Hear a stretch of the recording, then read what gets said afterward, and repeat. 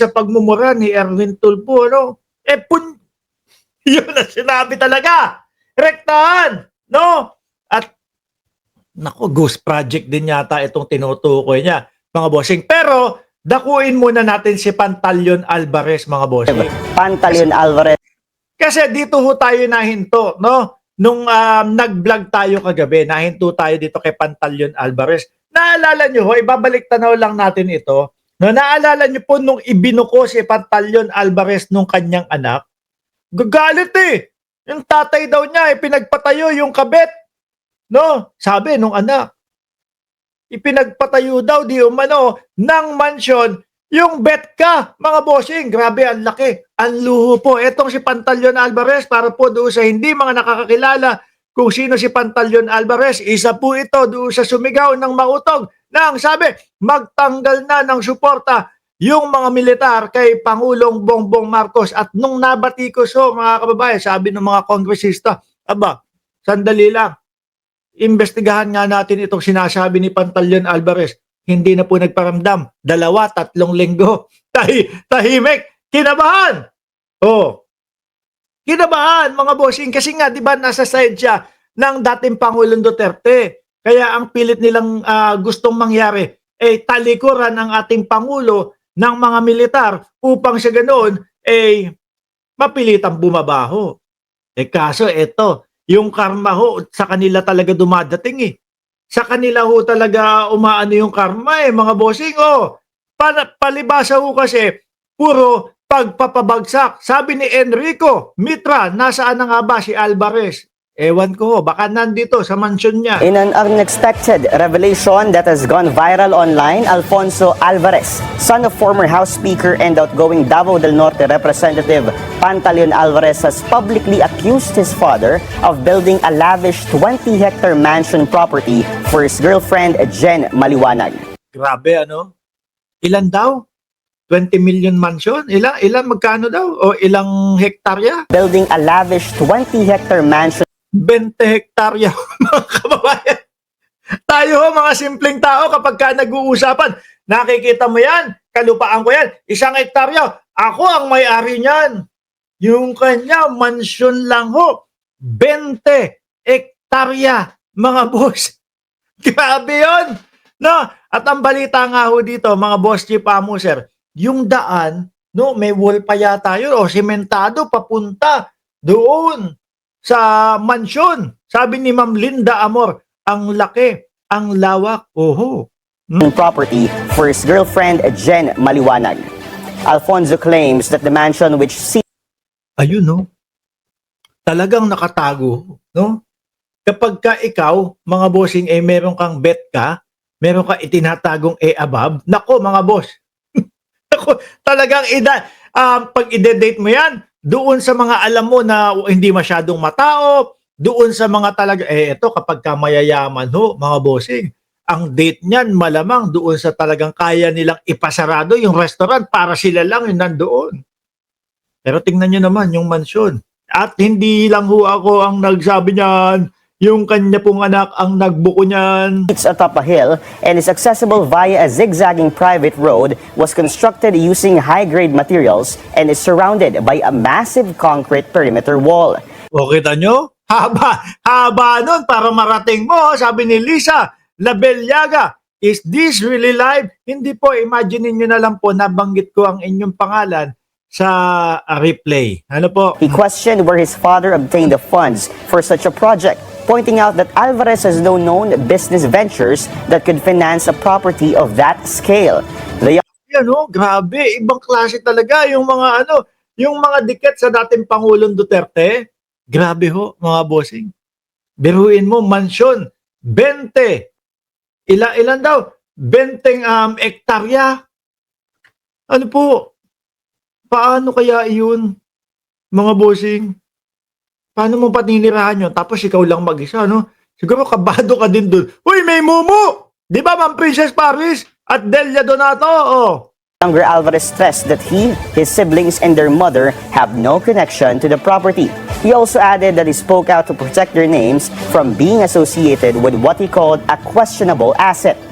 Grabe, Yung mga ganyang mga bubong, hanggang panaginip ko na lang yan para sa asawa ko, sabi ni Sir Romel Snoop.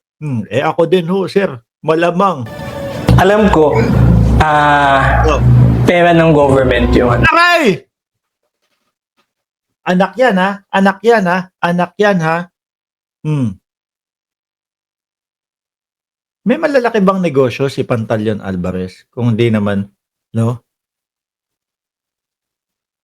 Kung wala, kung saktuhan lang para makapagpatayo ka ng 20 hektarya na mansyon ho, mga bossing, aba, mapapatanong tayo, saan nanggaling yung mga ginastos doon? Ang sabi, sinagot na tayo nung kanyang anak, alam ko, pera ng gobyerno yon. Pera ng gobyerno na kinakaltas po sa atin. Kada susweldo tayo, kinsenas katapusan, kaltas ang tax mo. Kada bibili tayo ng isang produkto, may patong na tax yan.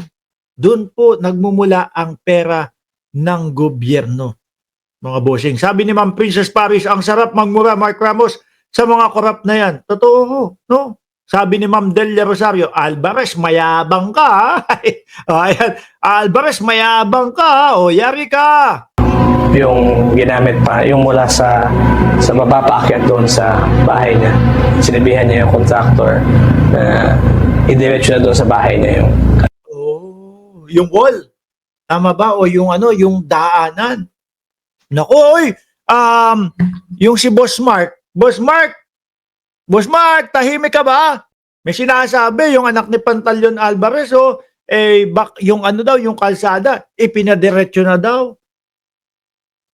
Doon sa kanyang haba nun, 20 hektarya yung haba nun, According to Alfonso, the Hilltop Estate is only one of several luxury properties. One lang yon, parang mga Diskaya din, no? Kumbaga, mga bossing, sa Diskaya, 40 yung mga luxury car. Ay, hindi, 28 lang daw. Sorry, nagkamali ho ako. Hindi kasi yun yung sinabi ho doon sa kay Julius Babaw, 40 daw ho eh. Tapos, nung nasa Senate na, 28 na lang daw ho, mga bossing. At ang pag-uusapan natin ngayon, ang paghahain ng search warrant ngayon, no? Sa bahay ng mga Diskaya.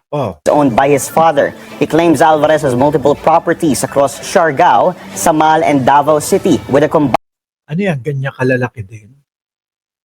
Maluluho yung mga dikit kay dating Pangulong Duterte. No, kung di luxury na mga sasakyan, mga mansyon at hindi lang mansyon, 20 hektarya kada isa. value of billions of pesos. Wow! Talagang kapag kayong mga tropa ng dating Pangulong Duterte, hindi pag-uusapan ang MA, hindi pag-uusapan ang milyon Ano? Milyon? Liit yan! No? Dito sa amin, billion, 51 billion. Mga Diskaya, billion proyekto. Eto, mansion, billion pa din ho, mga bossing. Ibang klase sila, no? The revelations come in the wake of the 2025 midterm elections, where Pantaleon Alvarez lost his bid for the Davao del Norte vice gubernatorial seat to a Marcos-backed candidate. May video pa abang pasaya-saya. Si Pantaleon Alvarez naman, tuwa-tuwa. His girlfriend Jen Maliwanag also lost her run for Tagum City Councilor. Both Alvarez and Maliwanag are close allies of former President Rodrigo Duterte, with Alvarez having served as House Speaker during the Duterte administration. Alvarez has yet to issue a statement. Grabe. Kapag katropa ka ng Duterte, huwag tayong mag-usap ng M. Ang pag-uusapan natin dito, B, as in billion, hindi M. Yang M na yan, pang mahirap yan Sa atin, B, billion. Lupit nyo mga boss. Hindi, tayo naman bukas kung gusto nilang sumagot yan, di ba, Jcas? Kung gusto nilang sagutin yung mga issue na yan, di sagutin nila. Bukas, magsabi lang kayo sa amin, email nyo lang kami. Nandiyan naman yung mga Facebook page natin. Di ba? Kung gusto nyo ipaliwanag yan, open tayo dyan mga bossing. Ngayon,